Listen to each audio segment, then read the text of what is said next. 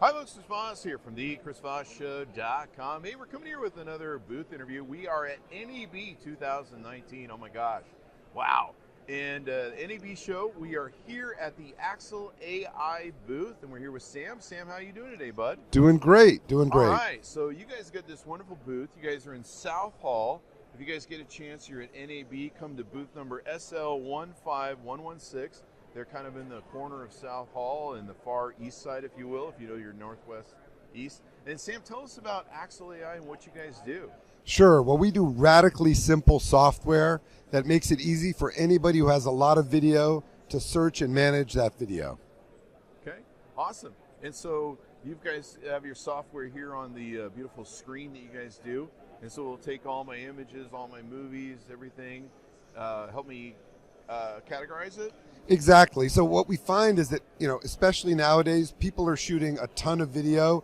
It typically piles up on hard drives, or if they're really organized, they get it onto some kind of network storage. But either way, there's no good way to search it all. Because if it's loose hard drives, they're plugging and unplugging them. And over the network, Spotlight on the Mac doesn't actually reach that far. So what we do is we give you a new kind of software. We call it Radically Simple Media Management.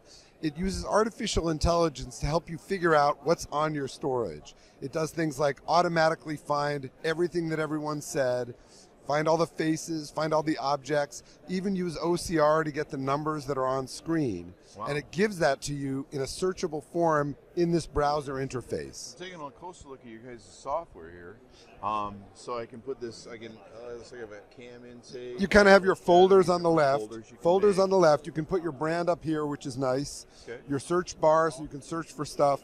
And then all the clips, and you can have things like approval status, archiving status, and other information about the files. And if I click on one of these, then you'll see that there's Oh, wow.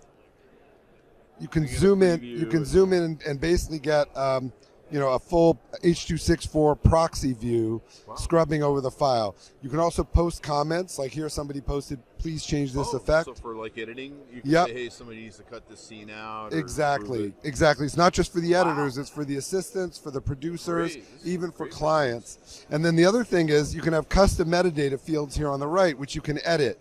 Now these are typically edited by people, but we have all these new AI features so that you can have the automated transcript, automated face, and other information. And here at the show, actually literally today, we're announcing a new sports logging feature that we've developed in conjunction with a company called Really.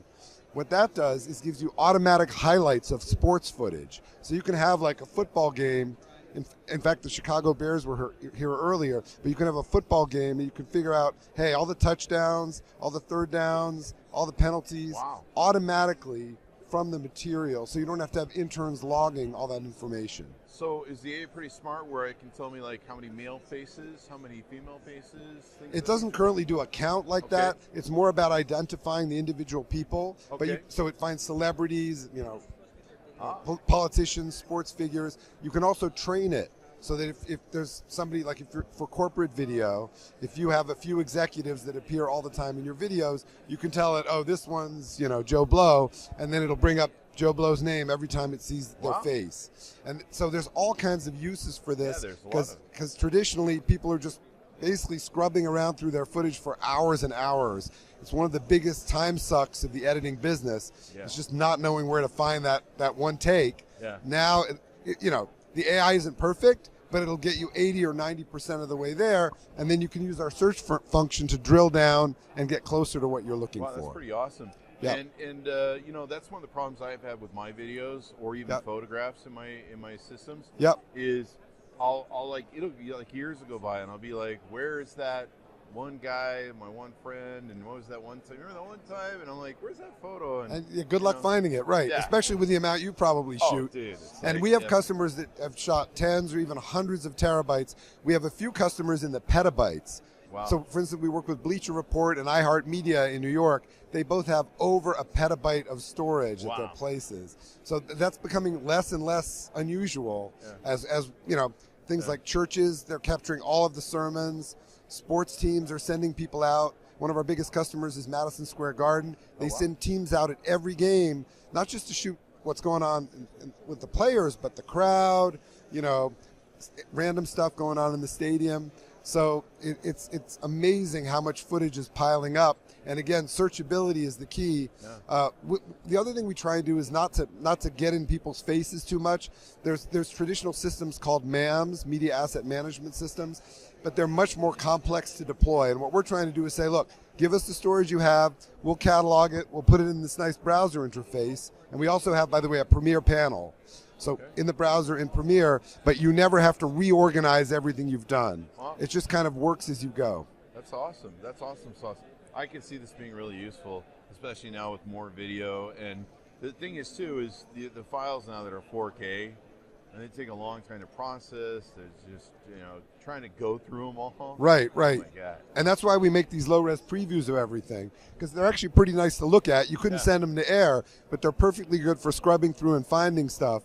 And suddenly, instead of having to sit there with your editing software to go through the 4K, you can do it from any browser, even from a mobile device. So Android, iOS, we give you remote access to your material. That's awesome. Mobile device, because on the run, when you got to find something.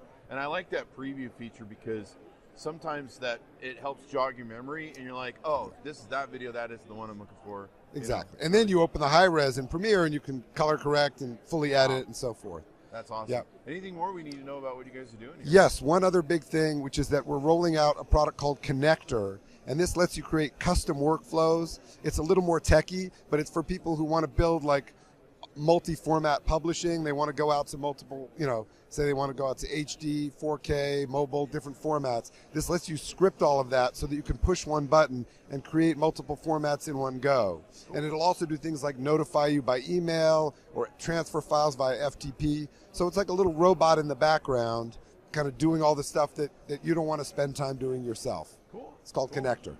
Awesome sauce. So give us the website one more time where you Sure can check thing. it out. Yeah, it's www.axle.ai. And come see these guys. They're at NAB show, and it's going to be booth number SL15116 in South Hall. You're going to definitely want to check it out. They can, of course, probably is there a trial software? Or do they There is. We have trial versions of both Axle AI and Connector, and it's lightweight enough you can just install it on a Mac. You don't need a big IT infrastructure. You don't. Again, it's very different from these traditional tools that only run on Windows boxes and you have to set up a server. You can just take an older Mac Pro or the new iMac Pro. Even the new Mac Minis are really nice. Load the software up and give it a try. Sounds good. Well, thank you very much, Sam. We certainly appreciate it. And thanks for my audience. We'll see you guys next time. Thanks a bunch.